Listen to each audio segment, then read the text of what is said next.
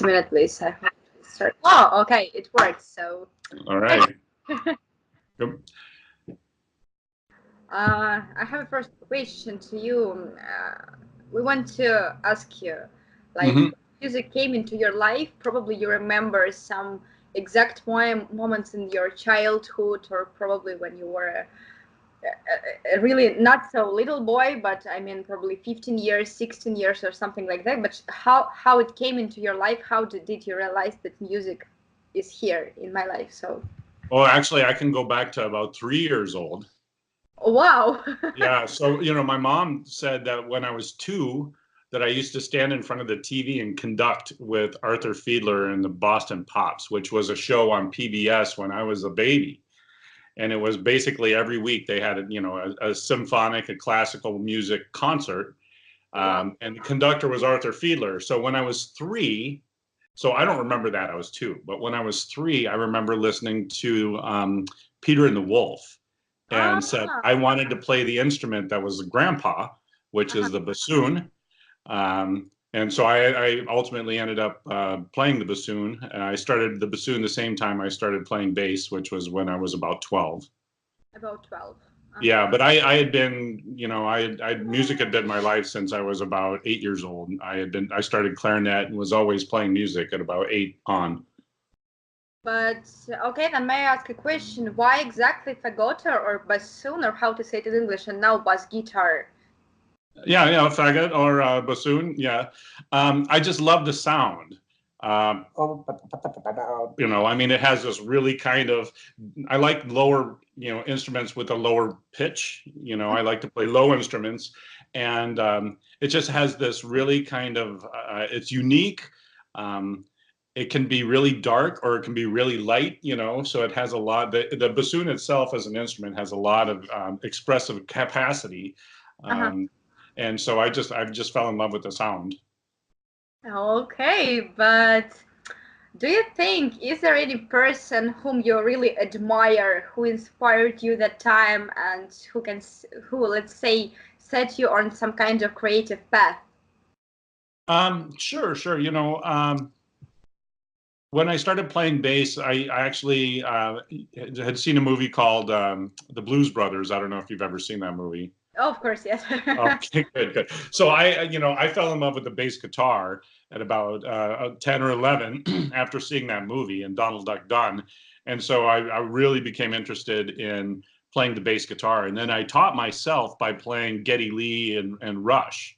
And Uh-huh. so from there, my Sunday ritual was to start with the first Rush album and play every song on every side until the Ah, end, until Signals. That was the record. That was the current record at that time, and that's how I learned how to play the bass. And then I discovered Jocko uh-huh. with Weather Report, and then it was How to say Jacko? Jocko. Yeah, Uh-huh. Okay. yeah. And you know Jocko, I assume, right? I got it, yeah. But to tell the truth, I browsed through your websites and I understood that you started your creative activity in your 16th, approximately. Mm-hmm, Uh, mm-hmm, mm-hmm. as for me, I don't know, it's my personal view. Like, don't you think it's too early? Like, did you feel like you were ready for this that time? I mean, this genre of jazz, it requires musical and probably habitual and maturity and adulthood. So, how do you think? I Were you just, I ready? just, I have music playing in my head all the time. So I just started writing at about that time. It was just very natural for me. I was in the jazz band, at school. I played in all sorts of ensembles at school, the concert band, the marching band, woodwind quintets. Uh-huh. And so I just, when I was playing with the jazz band, that's really where I got to groove and have fun. And so I started writing about that time and I never stopped. But what kind of jazz? I know that there are a lot of different types of jazz, for example, bebop, swing, fusion, and Right, so right, on. right, right. I was What? more into, I mean, in high school jazz band, you play what the director tells you to play. So it was a lot of big band type of stuff, but that really wasn't, my thing. I wasn't, I'm not into the bebop or the swing so much. I really like, more of a fusion kind of groove and, kind of the prog rock, jazzy, kind of, Miles Davis, Uh, funk. so, really groove. I'm really all about groove. And, you don't get that with the walking bass line as much. If it is a groove, it's just not my kind of groove. I tend to be a little greasier. Uh-huh. Okay. And what about, for example, performance nowadays? I mean, could you name performers whom activity was close to your mindset in the very beginning, let's say, of your activity? I'd say, Geddy Lee was a huge influence because of his bass lines. They were really aggressive and punchy, and very melodic.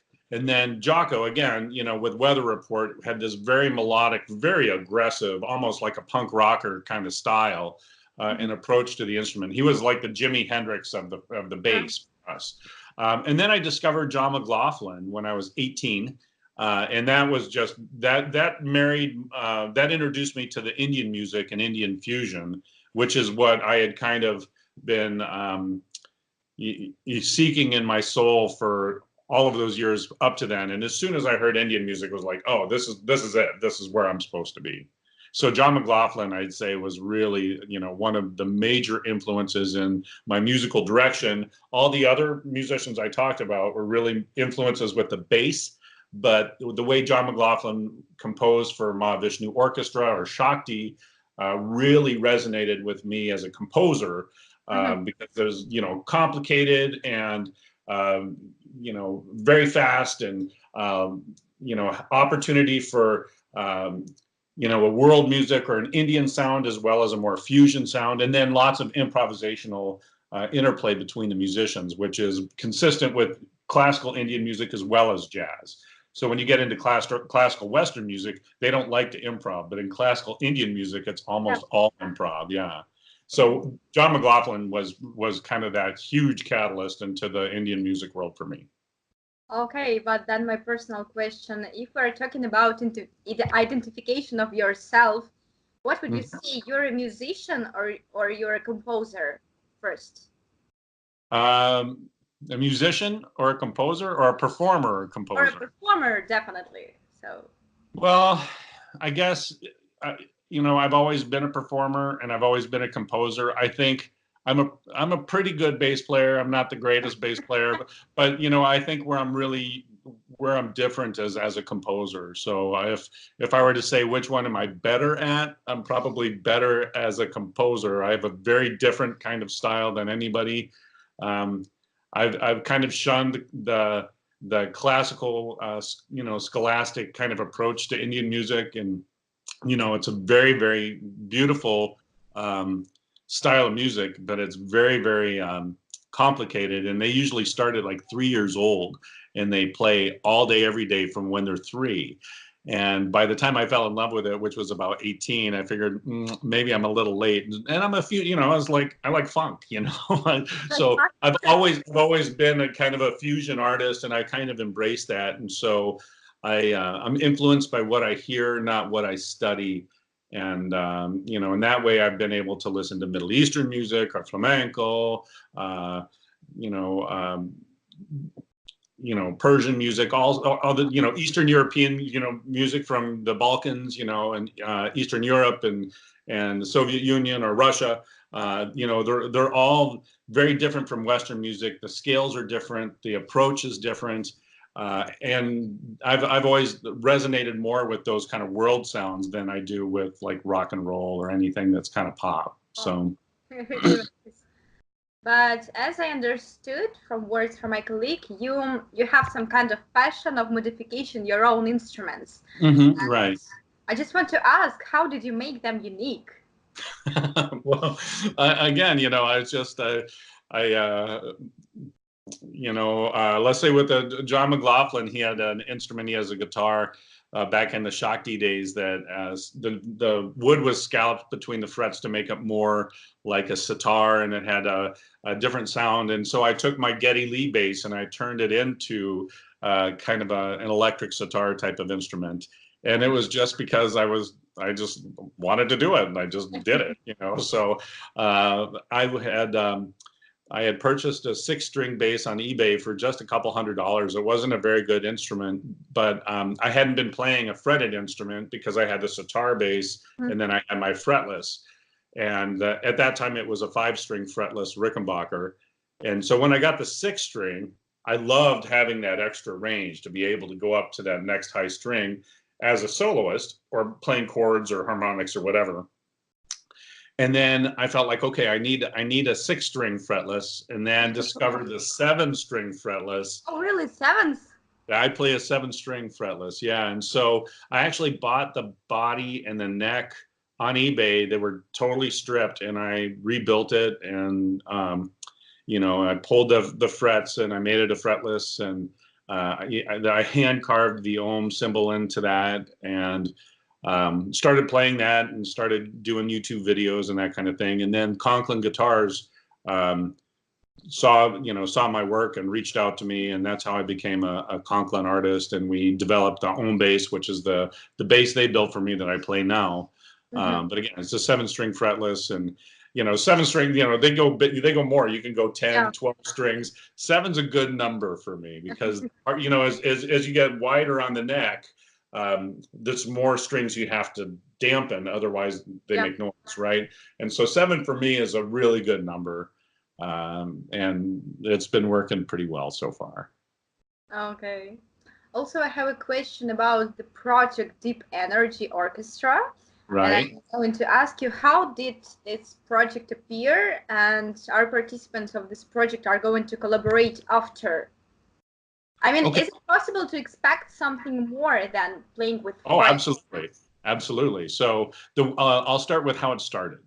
I'll start with the first part of your question, since you asked me 3 at once. But so I was awarded an artist residency through a group in Seattle called the Jack Straw Cultural Center, and they have, among other things, a recording studio and a recording engineer, and they're very focused on the audio arts. And so my award was to have 40 hours of free studio time with an engineer.